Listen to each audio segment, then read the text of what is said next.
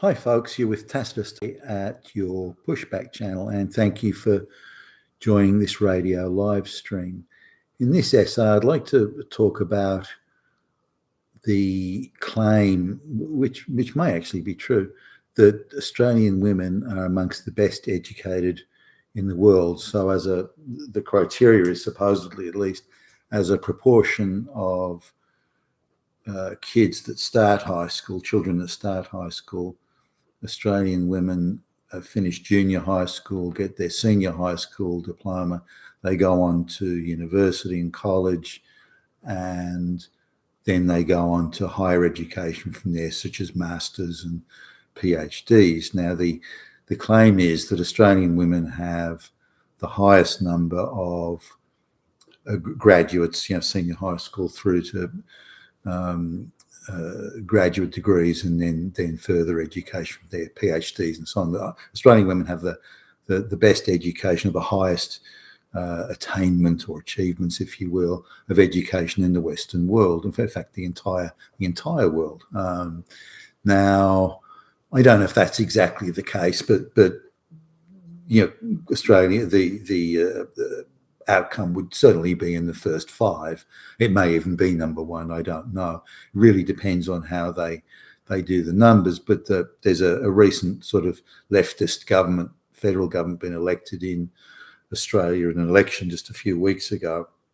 So they're busily running around shrieking from the rooftops that there are all these terrible social problems, and they're all affecting women and black people and trans people and all these terrible, and things have to be done. Money has to be thrown at it. It's an emergency, multiple emergencies upon emergencies. Just suddenly they've discovered all these things. And, the usual suspects, and I'll do another video on this, but the usual suspects, they'll hustle up, lesbian academics, activists, and they'll quote and say that it's never been worse than it is, and it's the worst ever, and we've got an epidemic of racist misogyny and so on. What they don't tell you is this person is a paid-up activist, paid to put that sort of propaganda out there, but that never appears in the news items, never is mentioned by the politicians. Who happily quote this outrageous, ridiculous propaganda as fact. But let's come back to this issue of women, because what they're doing is they're playing a double sort of. They're coming out with two claims here. One is that Australian women are the best educated in the world, but there is still a very substantial gender pay gap, and they're saying the gender pay gap is in the order of. I think it's 13 or 14% or 15%, depending on how you look at it. 15% difference between men and women in terms of pay. Now, that's been debunked so thoroughly and so continually, but it doesn't matter. Leftist politicians constantly wave it around, and there's an entire industry that's been given over to pushing this absurd and ridiculous narrative. That's palpably, they can't prove it. You challenge them to prove it, and they just can't do it. Whereas the counter argument's quite strong. It can be easily disproved. But coming back to let's suppose that Australian women uniquely are the best educated in the world. Why is it that Australia, out of all countries, is able to achieve one of the highest rates, if not the highest rate, of senior high school graduation for women, and one of the highest rates of graduate degrees and from their PhDs and so on? Why is Australia uniquely doing that? Now, are Australian women the smartest in the world? I would doubt that very much. Is the education system in Australia so good that it produces lots of brilliant women? That I doubt. That I can emphatically guarantee that's not the case. So how is it that so many women are graduating senior high school and degree and getting degrees and going on to tertiary education? So there's a few things here. A lot of Australian governments actually pay, particularly what they call minorities, black and brown people and women to stay at high school, particularly so at high school. And so they go on to senior high school, and then in incredible numbers, they graduate to university. Now let's have a look at so the girls are paid to stay at school rather than go and get a job. Now most of them would get bullshit jobs anyway, so they figure, well, I might as well hang out of school with my friends. I can stay at in the folks' basement, and I can do social media all day. I can attend lots of placard waving demonstrations, and I'm guaranteed a pass. No one's going to fail me. I'll just get waved through. So, I'm just comparing it to when I was at high school, which wasn't that long ago. It was a strictly pass or fail sort of system back then. So if you flunked your exams, come third year high school, the teachers and the school administration would come and say, look, you're not doing any good. You're flunking your exams. You're not even coming close. It's obvious you don't care. You're not trying. You've got no intention of being a good student. Why don't you go out and get a job? Do something, become an apprentice, whatever, or go into hairdressing or work in a retail store, something. And so most of the girls would leave at that time. Then when junior high school graduation came around, again, there was another mass exodus of girls, and then not many girls went into senior high school, and the ones that did came from the wealthier families. And not many of them went through to university, and the ones that did would do arts degrees, very soft arts degrees like peace studies and things like that. So there were various courses like gender studies didn't really exist back then. Sociology was pretty new. So, but as soon as they brought out a whole lot of arts degrees, then more girls started going to, nobody failed peace studies, for example. So a lot of girls started going into that, or some girls. So today we've really got a continuation of that. So when you look at how many girls graduate from university, there's a lot of them are graduating through things like peace studies or gender studies or any soft course. There's a lot of girls do, for example, interpretive dance. They get a degree in dancing, or they get degrees in pointless sociology, black studies and oppression of lesbian women studies, and there's all these sort of various courses that you can't imagine they would have a degree. But if you look at the degrees that girls are getting, and then in turn PhDs and so on, they're getting 80+% are getting those degrees. Now, as it turns out, those degrees qualify them to be diversity officers and HR officers and HR managers and so on, advisors to government panels on lesbian issues, and the list goes on. There's been an absolute explosion of those sort of jobs. So those women tend to go into that, but the soft degrees that they're getting would hardly be considered education. In addition to that, particularly if the girl comes from an immigrant family, illegal or otherwise, if she can tick a few boxes, or she can say, for example, that she's trans or lesbian or whatever, and that her parents do not speak English as a first language, she can claim she was disadvantaged at home. Maybe her father abused her. That's always a good one. And so they get all these dispensations, and so many of them don't even have to sit an exam. They can just do an oral sort of, not even a test. They have a discussion with a panel, no real questions or no rigor, and they can be awarded their degree there. If they're more than 50% black, or could be even a quarter, I think. And I've seen the memos that have gone around universities. They're told, if it's a black person, you are not allowed to fail them. You must give them their degree.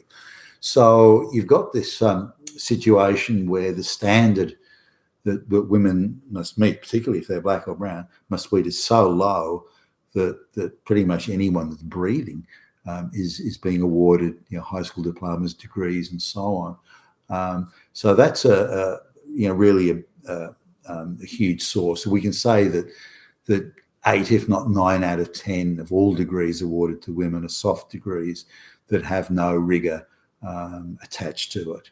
So really, you can just wipe them off the board. Now, the other thing that university, certainly again, around the time that I was there, was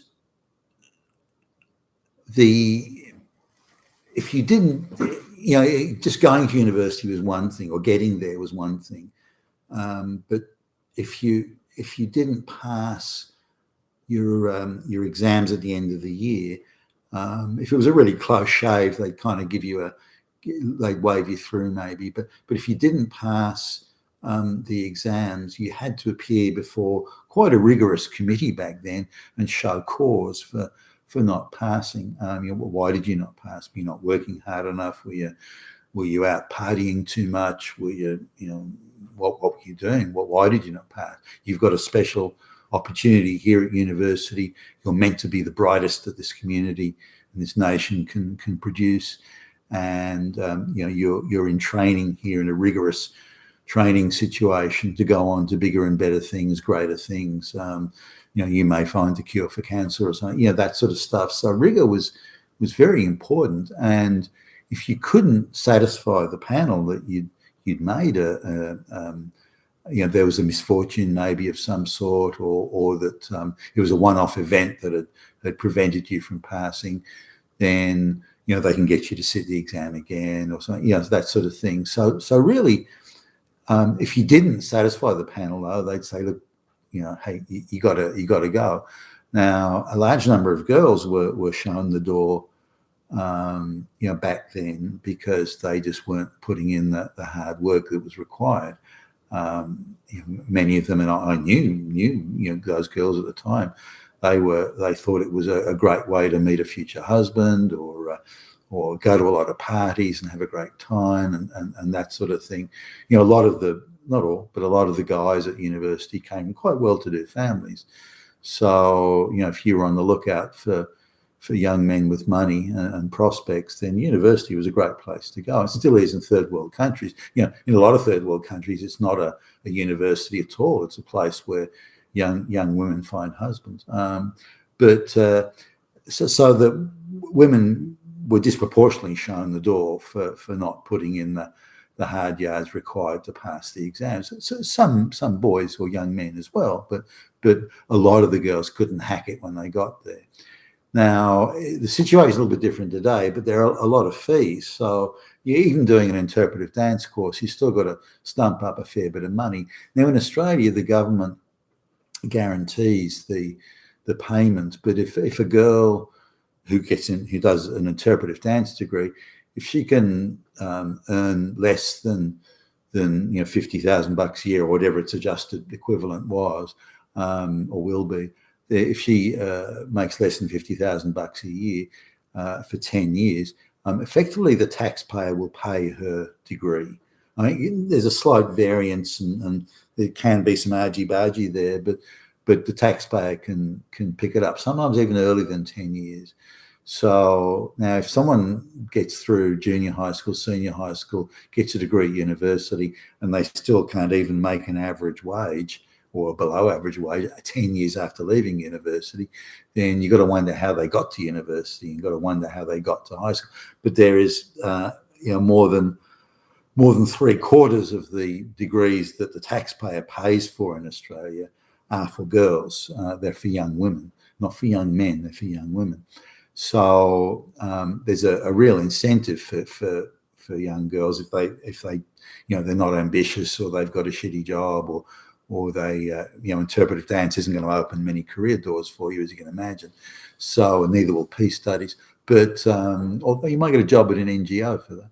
So So that a lot of them are hanging out just to get the taxpayer bailout on their fees. But it means they're in their early 30s before they're really thinking about, now, what am I going to do? So those are some of the factors around it. So the first thing is, I don't accept that Australian women are the best educated in the world. I mean, unless all the other education systems are equally as bad or even worse. But we can safely say that most of the girls that have moved through to senior high school shouldn't be there, not academically or scholastically, and most of the girls that go into university definitely shouldn't be there. And the girls going through to PhD courses, 95% of them, if not more, have just been waved through on the basis of affirmative action and gender equity programs, which are certainly very big all across the Western world. In this pursuit of this mad nirvana of equal outcomes. So now, certainly back in going back to the time of my youth, there were some girls that worked quite hard, but very few. Yet there were a lot of boys I knew that really applied themselves. They understood and took the responsibility. Look, my parents, in some cases the families weren't that wealthy. I knew people that had taken, whether both the mother and the father had taken second jobs just to put their kids through school and through college. One guy was working weekends at a gas petrol station. The mother was working at a bar on the weekends. So those are the lengths those parents were. And this, I remember the guy, and he was very mindful of the sacrifice his parents were making, and he was determined to be a very diligent, conscientious student, not waste a penny of the money that his parents are quite obviously going far out of their way to put him through this education. And I found there's a lot of boys, not all, but there was a lot of boys or young men like that. But there were very few girls like that.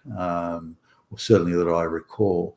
They thought it was a party, and the parents should pay anyway, and so on. And as much as they may like the affirmative action stuff, these girls know that they, deep down, they know that they weren't passing any exams. They know they were being gifted these positions. So, hell, I'll just ride the conveyor belt, and given it's this easy. But they knew they weren't competent students, and most of them just didn't have the brain power to really be there at university. So they should have gone for maybe 6 or 12 month diplomas or something like that. Maybe that would have worked out. But nonetheless, so let's look at the first thing, the education. These girls are not educated in terms of the highest education in the world, or that they're well educated or rigorously educated. That's absurd, beyond absurd. You can dismiss it absolutely out of hand. Coming out of the gender pay gap. Now, the way they classify the gender pay gap is that how much money on average do men make over their lifetimes versus women. Women tend to pick professions where there may be bureaucratic box ticking type accountability, but not performance accountability. Women don't like performance accountability jobs, and that certainly in all my time in business, I don't think I can think of a woman that has ever liked performance accountability. There must be some on just the mathematics. There must be some somewhere, but I don't come across them. And I've hired women and supervised women, and they're always reluctant to accept responsibility, for performance type responsibility. More than happy to attend meetings, tick boxes, fill out forms. They love that stuff, but not the performance side of it. And again, I'm sure there are exceptions. So, looking at performance and accountability, and this is reflected in exams and reflected in attitudes towards working hard and so on. And if women thought that gee, I go to university, I'm going to be rigorously examined, rigorously, strictly pass or fail. But women wouldn't go. So young girls, or young women rather, are only going to university pretty much because they're guaranteed that they'll be passed, unless they decide to drop out on their own accord. But they're pretty much doing that. Now, on the other side, a lot of women who drop out, especially if their parents have really stumped up some cash for it, and this happens in the US a lot, they need a good excuse for, saying to their folks, this is why I dropped out. They can't say, look, I couldn't hack it, couldn't be bothered, it's hard work, and gee whiz, who wants to do that? And I'm scared of an exam in case I fail. They don't want to do that. So they'll go and tell their parents, I got raped. That was it. That's why I'm leaving. And, oh, that's terrible, little baby. Oh, no. Let's change the law. And so there's a lot of that sort of thing goes on as well. So these claims that women are disproportionately being raped on campus is the women who drop out, who need an excuse to give to their parents or anyone else. They say, well, that's it. Got raped by 100 people, 1,000, Hitler, and so.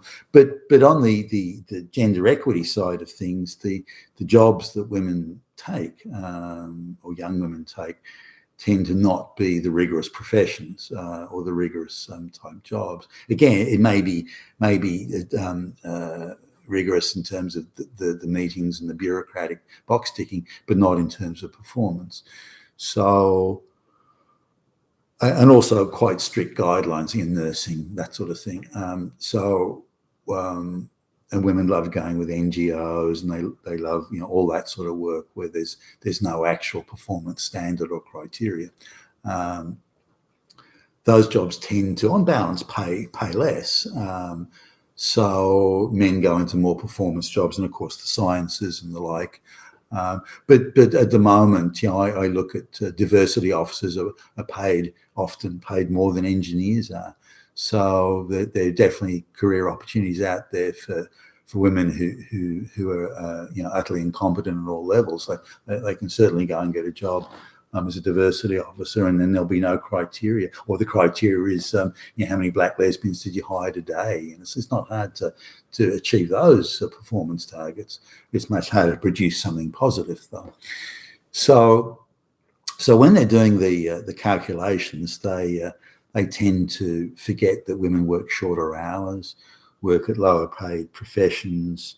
And I remember as a VP, I'd say, hey, we've got to put a team together, and we've got to do this. We've got to work into the night to finish this project to get it out there the following day. And this is working for the corporation. And women, I really struggle to get any women to stay back and do this, and yet they would make up, say, a third of the team in those days, and yet they would duck for cover and run for cover, and I have to look after my mother, I have to, and they always had some sort of social sciences type excuse that they couldn't do it, whereas the men would always put their hand up. So the team working into the night was nearly always men. So when it came to promotions and bonuses and pay rises and whatever else, then men were well to the front of the queue as opposed to these women. And again, there would have been exceptions, but if the difference is only 15% and women are taking time off for say having a family and that sort of stuff, then you'd expect a much bigger difference than say 15%. In outcomes. Women also tend to work shorter than for a shorter period of time. A lot of women retire at 60, whereas men may work till 67, 68. So again, you'd expect men to make more. So if the difference is only 15%, then it's much smaller than you expect given those variables. So I don't believe the figures. So firstly, are women exceptionally well educated in Australia? No, I reject that out of hand. And secondly, the claim of 15% difference in a like-for-like comparison, I don't accept that for even a moment. That's just bullshit propaganda that's being put about by the activists to try and justify yet more government intervention in yet more ways and spending more taxpayer money. You've been a Tacitus today. You're a Pushback channel. Thank you for listening.